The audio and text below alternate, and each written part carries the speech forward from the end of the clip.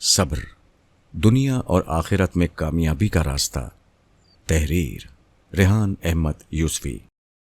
قرآن مجید اللہ تعالیٰ کی آخری کتاب ہے۔ اس کتاب کے نزول کے ساتھ انبیاء کی آمد کا سلسلہ ختم ہو گیا ہے۔ اسی بات سے یہ اندازہ کیا جا سکتا ہے کہ یہ کتاب خدا کا پیغام پہنچانے کے معاملے میں کتنی واضح ہے کہ اب کسی نبی کی ضرورت ہی نہیں کہ وہ دین کا اصل پیغام یعنی ایمان و اخلاق کو انسانوں تک پہنچائیں۔ یہ پیغام نہ صرف اس کتاب میں پوری شرح و وضاحت کے ساتھ بار بار دہرایا گیا ہے، بلکہ مطلوب اعمال کی قدر و قیمت بھی اس طرح واضح کی گئی ہے کہ تدبر کی نگاہ سے قرآن پڑھنے والا کوئی شخص اس قدر و قیمت سے بے خبر نہیں رہ سکتا۔ ان مطلوب اعمال و اوصاف میں سے ایک صبر کا وصف بھی ہے۔ آج اسی پر تفصیل سے گفتگو ہوگی، اور اس مضمون کے مطالعے کے بعد اس طالب علم کا یہ یقین ہے کہ انشاءاللہ صبر سے متعلق قارئین کا نقطہ نظر بالکل بدل جائے گا۔ صبر سے متعلق غلط فہمیاں۔ یہ جو آخری بات کہی گئی ہے کہ صبر سے متعلق قارئین کا نقطہ نظر بالکل بدل جائے گا، اس کی ایک وجہ ہے، وہ یہ کہ ہمارے ہاں عام طور پر صبر کو وہ اہمیت نہیں دی گئی جو اہمیت اسے قرآن مجید نے دی ہے۔ صبر ہمارے ہاں عام طور پر ایک سلبی چیز سمجھا جاتا ہے جو مجبوری اور بے بسی کے عالم میں کیا جاتا ہے۔ اس کا دائرہ غم و مشکلات تک محدود کر دیا گیا ہے۔ اسے ہمارے ہاں عام طور پر کم ہمتی اور بزدلی کی علامت سمجھا جاتا ہے۔ اس کے معنی اور مفہوم کے حوالے سے بھی بڑی غلط فہمیاں پائی جاتی ہیں۔ ان سب وجوہات کی بنا پر صبر نہ صرف ہمارے مذہبی فکر میں اپنی اصل جگہ نہیں پا سکا، بلکہ اس کی عدم موجودگی کی بنا پر ہمارے پورے تربیتی نظام میں بڑی کمزوری پیدا ہو گئی ہے۔ ہمارے معاشرے کے بہت سے مسائل کے پیچھے یہ حقیقت کار فرما ہے کہ صبر ہماری تربیت کا حصہ نہیں ہے، یا ہم صبر کے مفہوم ہی سے واقف نہیں ہیں، جبکہ در حقیقت صبر انسانی شخصیت کا سب سے اہم اور بنیادی وصف ہے۔ صبر نہ ہو تو کوئی شخص دنیا میں کوئی بڑا کام نہیں کر سکتا۔ قرآن مجید اسے دنیا و آخرت میں فلاح کا راستہ قرار دیتا ہے۔ آج کی اس گفتگو میں انشاءاللہ انہی چیزوں کی تفصیلی وضاحت قرآن مجید کی روشنی میں کی جائے گی۔ صبر، فلاح آخرت کا راستہ۔ گفتگو کے آغاز میں یہ طالب علم قرآن مجید کی روشنی میں اس حقیقت کو واضح کرے گا کہ آخرت کے پہلو سے اللہ تعالیٰ صبر کو کس مقام پر رکھتے ہیں۔ قرآن مجید میں اللہ تعالیٰ کا طریقہ یہ ہے کہ جب وہ جنت کی فوز و فلاح کو بیان کرتے ہیں تو عام طور پر اسے کچھ متعین اعمال کی جزا کے طور پر بیان کرتے ہیں۔ دوسری شکل یہ ہوتی ہے کہ وہ پورے دین کا خلاصہ ایمان و عمل صالح کی شکل میں بیان کرتے ہیں، اور بتاتے ہیں کہ جو لوگ ایمان لائے اور عمل صالح کو اختیار کرتے ہیں ان کو جنت میں داخل کیا جائے گا۔ تاہم قرآن مجید کے کئی مقامات پر انہوں نے تمام اعمال، عبادات، اخلاقیات اور سب سے بڑھ کر ایمانیات کو چھوڑ کر صرف صبر ہی کو جنت میں داخلے کی وجہ بتایا ہے۔ تنہا اسی بات سے اللہ تعالیٰ کے نزدیک صبر کی قدر و قیمت کا اندازہ کیا جا سکتا ہے۔ چند مقامات درج ذیل ہیں۔ آج ان کے صبر کا میں نے ان کو صلہ دیا ہے کہ وہی کامیاب ہیں۔ المومنون آیت 111۔ اور ان کے صبر کے بدلے میں انہیں رہنے کے لیے باغ اور پہننے کے لیے ریشمی پوشاک عطا فرمائی۔ الدہر آیت 12۔ یہی ہیں جن کو ان کی ثابت قدمی کے صلے میں بہشت کے بالا خانے ملیں گے، اور وہاں آداب و تسلیمات کے ساتھ ان کا استقبال کیا جائے گا۔ الفرقان آیات 75 تا 76۔ اگلے گھر کا انجام انہی کے لیے ہے، ابد کے باغ جن میں وہ داخل ہوں گے۔ فرشتے ہر دروازے سے ان کے پاس آئیں گے اور کہیں گے تم لوگوں پر سلامتی ہو، اس لیے کہ تم ثابت قدم رہے، سو کیا ہی خوب ہے یہ اگلے گھر کا اچھا انجام۔ الرعد آیات 22 تا 24۔ ان مقامات کو پڑھیے اور بار بار پڑھیے، آپ پر صبر کی اہمیت واضح ہوگی کہ کس طرح جنت کی کامیابی، اس کے باغات، اس کا ریشمی لباس، اس کے بلند و بالا گھر، اس میں فرشتوں کے سلام، غرض ہر نعمت کو صبر کا بدلہ قرار دیا گیا ہے۔ حقیقت یہ ہے کہ اس پہلو سے قرآن مجید میں کوئی دوسرا وصف ڈھونڈنا مشکل ہے جس کے حوالے سے اللہ تعالیٰ نے اس طرح گفتگو کی ہو۔ صبر، دنیا میں فلاح کا راستہ۔ معاملہ صرف آخرت ہی کا نہیں بلکہ دنیا میں بھی فلاح و کامرانی کا دروازہ جس شاہ کلید سے کھلتا ہے قرآن مجید اسے بھی صبر قرار دیتا ہے۔ اس حوالے سے قرآن مجید نے جن چند اہم پہلوؤں کی طرف توجہ دلائی ہے ان کو ہم ذیل میں بیان کر رہے ہیں۔ اس ضمن کی پہلی چیز دشمن پر غلبہ اور جنگ میں کامیابی ہے۔ بہت سے لوگوں کے لیے یہ بات باعث حیرت ہوگی کہ جنگ جیسے موقع پر جہاں بہادری و جمع مردی کو کامیابی کی کنجی سمجھا جاتا ہے، جنگی حکمت عملی کو فتح کا راز سمجھا جاتا ہے، یا پھر مذہبی پہلو سے دیکھیں تو خیال ہوتا ہے کہ ایمان کو مطلوب صفت کے طور پر پیش کیا جانا چاہیے۔ مگر ان سب کے برعکس قرآن مجید جب جنگ میں کامیابی اور دشمن پر غلبے کا راستہ بتا رہا ہے تو اس وقت سارے اوصاف چھوڑ کر صبر کا وصف بیان کیا گیا ہے۔ ارشاد باری تعالیٰ ہے، اگر تمہارے لوگوں میں 20 آدمی ثابت قدم ہوں گے تو 200 پر غالب آئیں گے۔ الانفال آیت 65۔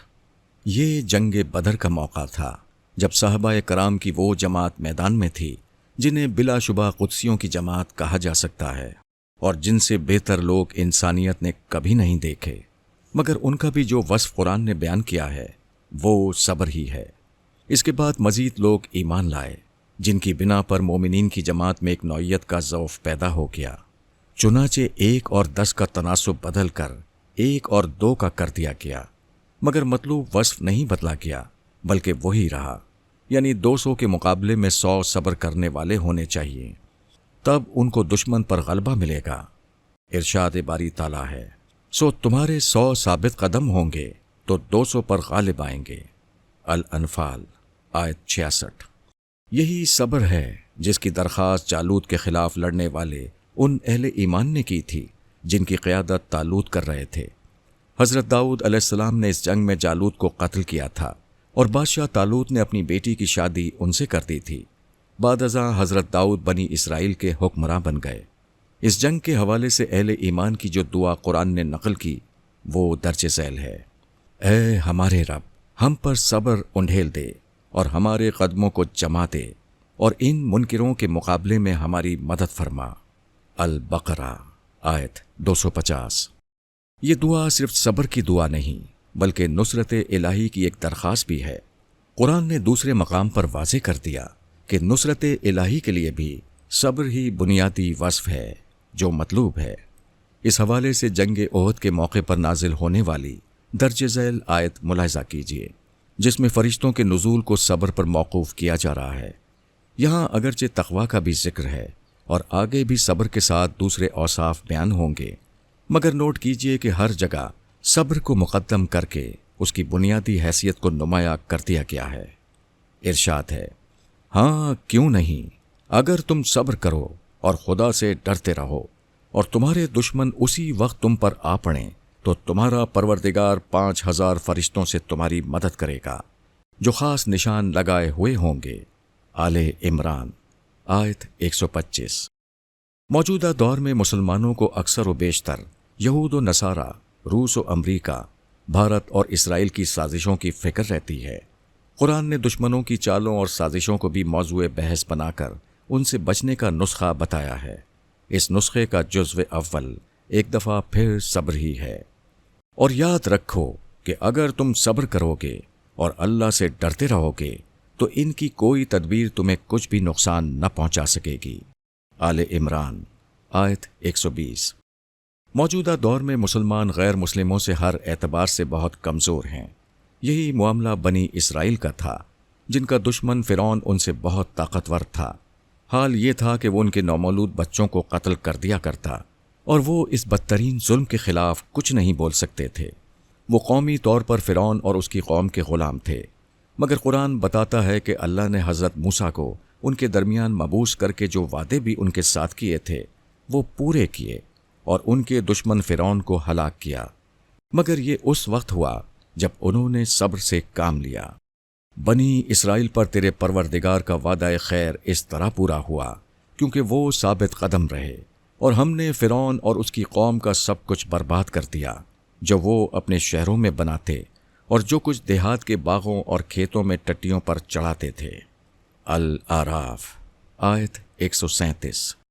ہمارے ہاں ایک اور اہم مسئلہ یہ سمجھا جاتا ہے کہ صحیح لیڈرشپ نہیں پیدا ہوتی، قرآن مجید نے اس مسئلے کا جو حل بنی اسرائیل کے حوالے سے بیان کیا ہے اس میں بھی صبر کو مطلوب وصف کے طور پر بیان کیا ہے، بلکہ یہاں قابل ذکر بات یہ ہے کہ یقین یعنی ایمان کا ذکر صبر کے بعد کیا ہے، مقدم یہاں بھی صبر ہی کو رکھا ہے۔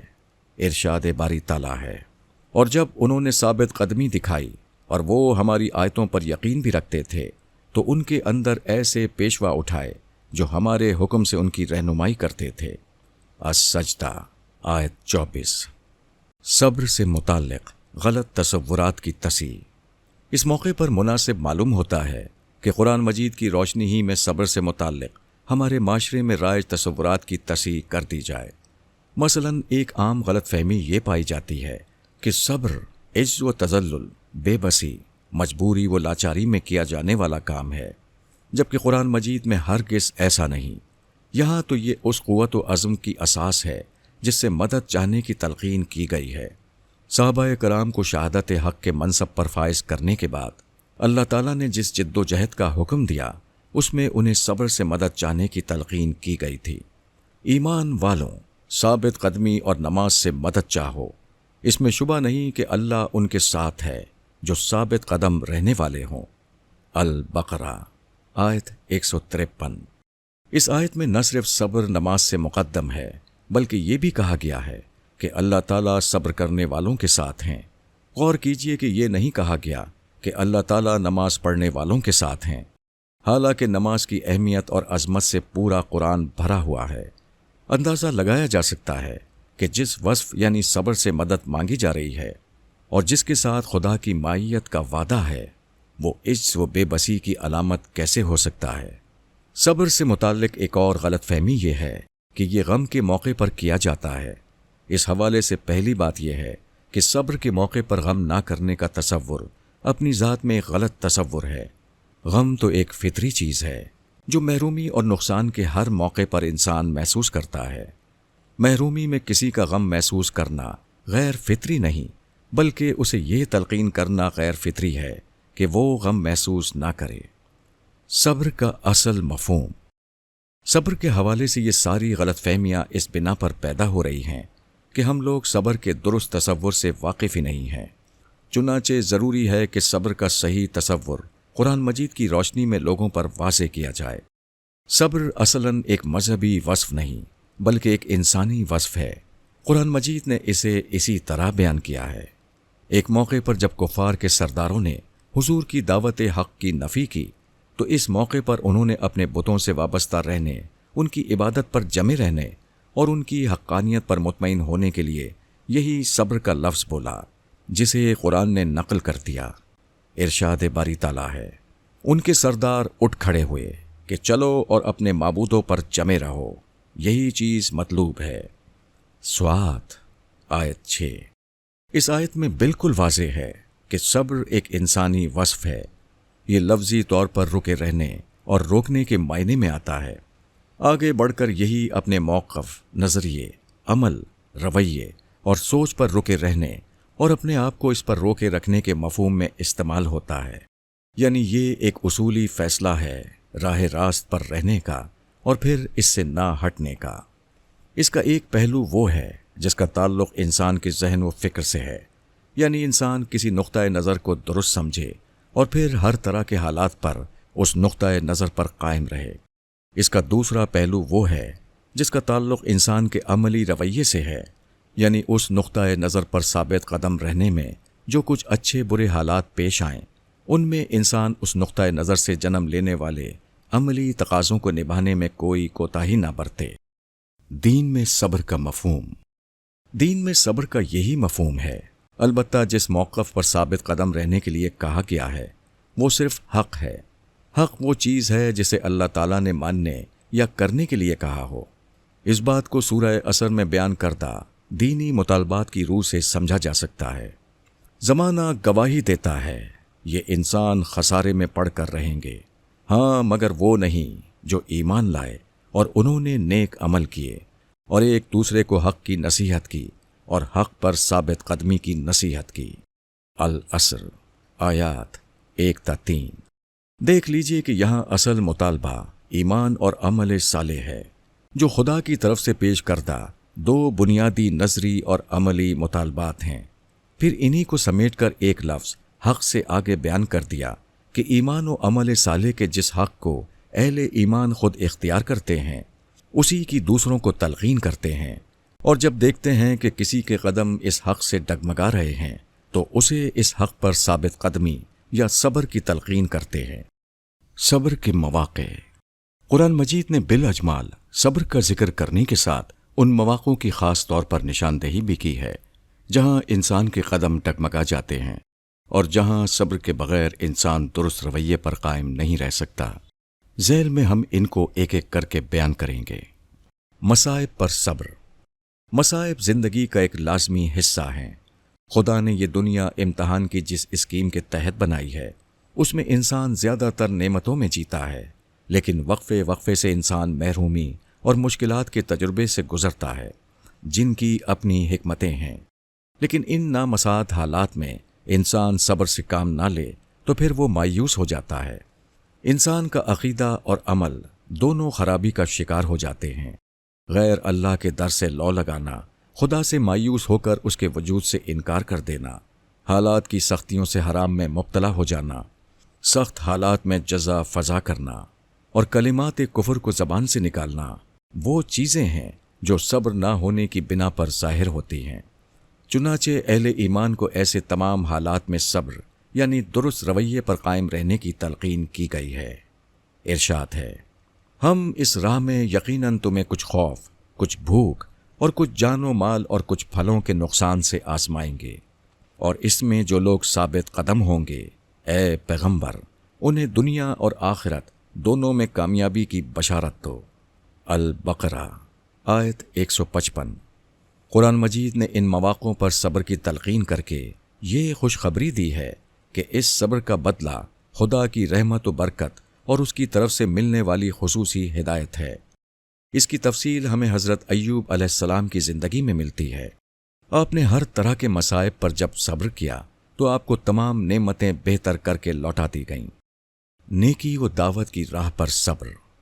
نیکی کی راہ اپنی ذات میں ایک مشکل راہ ہے۔ اس سے آگے بڑھ کر انسان دوسروں کو نیکی کی طرف بلانا شروع کر دے تو یہ مزید ہمت طلب کام ہے۔ انسان یہ کام کر بھی لے تو وہ توقع کرتا ہے کہ دوسرے اس کی حوصلہ افزائی کریں گے، اس کی درد مندی کو محسوس کریں گے، مگر اس راہ کا معاملہ یہ ہے کہ یہ کانٹوں بھری راہ ہے۔ تعریف تو درکنار، یہاں اکثر تنقید سننے کو ملتی ہے، لیکن مومن اگر سچا مومن ہے تو اسے اس راہ میں گالیاں کھا کر بھی بے مزہ نہیں ہونا چاہیے، کیونکہ یہ انبیاء کا راستہ ہے۔ حضرت لقمان نے اپنے بیٹے کو اسی بات کی نصیحت کی تھی، اور اس راہ میں جو مصیبت تمہیں پہنچے اس پر صبر کرو۔ لقمان آیت 17۔ قرآن میں جگہ جگہ رسول اللہ صلی اللہ علیہ وسلم کو کفار کی بد کلامی، ظلم و زیادتی اور ان کے منفی رویے پر صبر کی تلقین کی گئی ہے۔ ایک مقام پر درج ذیل ہے، یہ جو کچھ کہتے ہیں اس پر صبر کرو، ان سے نہایت بھلے طریقے سے صرف نظر کرو۔ المزمل آیت 10۔ برائی کے جواب میں صبر۔ صبر کا ایک اور اہم موقع دوسروں کی برائی کے جواب میں اچھا رویہ اختیار کرنا ہے۔ دین میں اگرچہ بدلہ لینے کا حق ہے، مگر عزیمت کا راستہ یہی ہے کہ دوسروں کی زیادتی کے جواب میں انہیں معاف کر دیا جائے۔ البتہ جو صبر کریں اور معاف کر دیں تو بے شک یہی کام ہیں جن کی تاکید کی گئی ہے۔ الشورى آیت 43۔ برائی کا جواب بھلائی سے دینے کا یہی وہ رویہ ہے جس کو بڑے نصیب والوں کا مقام قرار دیا گیا ہے۔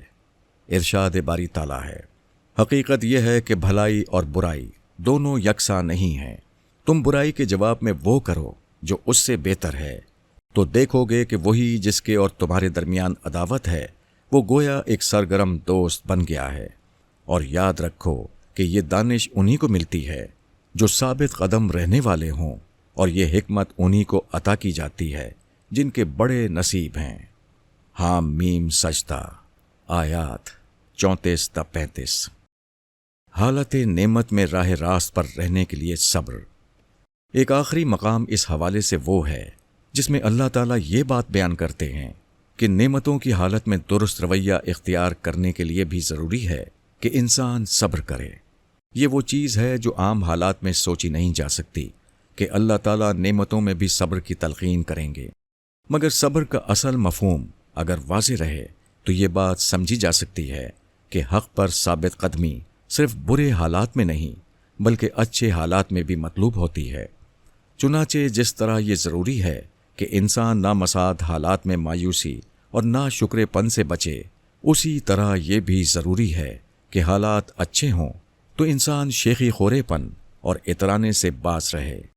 اس بات کو سورہ ہود میں یوں بیان کیا گیا ہے: انسان کا معاملہ یہ ہے کہ ہم اس کو اگر اپنے کسی فضل سے نوازیں پھر اس سے اسے محروم کر دیں تو لازماً شکایت کرے گا، اس لیے کہ وہ جلد مایوس ہو جانے والا اور نہایت ناشکرا ہے، اور اگر کسی تکلیف کے بعد جو اس کو پہنچی ہو ہم اسے نعمت کا مزہ چکھائیں تو ضرور کہے گا کہ میری سب مصیبتیں مجھ سے دور ہوئیں، اور پھولا نہیں سمائے گا، اس لیے کہ وہ بڑا اترانے والا اور شیخی بگھارنے والا ہے۔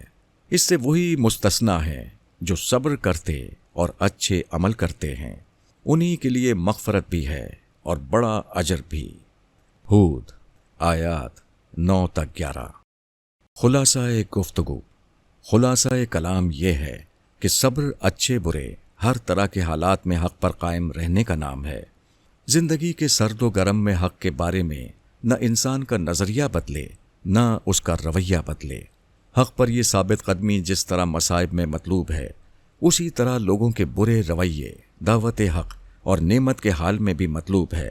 جو لوگ اس حق پر اس طرح ثابت قدم رہتے ہیں انہیں دنیا میں غلبہ و تحفظ ملتا ہے، وہ نصرت الہی کے حقدار ہوتے ہیں، انہیں دشمنوں کی سازشوں سے بچایا جاتا ہے اور طاقتور دشمنوں کے مقابلے میں بھی ان کو فتح یاب کیا جاتا ہے، جبکہ آخرت میں یہی وہ لوگ ہیں جو جنت کی ابدی کامیابی اور اس کی نعمتیں حاصل کریں گے۔ اگر ہم نے انفرادی طور پر آخرت کی فلاح حاصل کرنی ہے اور اجتماعی طور پر دنیا میں اپنا غلبہ قائم کرنا ہے تو ہمیں صبر کی بنیاد پر اپنی قوم کی تربیت کی اشد ضرورت ہے۔ اس ادنا طالب علم کی یہ تحریر اس سلسلے کی پہلی کڑی ہے۔ اللہ تعالیٰ سے دعا ہے کہ وہ فکری اور عملی تربیت کے اس سلسلے کو عام کر دے، آمین۔ جہاں رہیں اللہ کے بندوں کے لیے باعث رحمت بن کر رہیں، باعث آزار نہ بنیں۔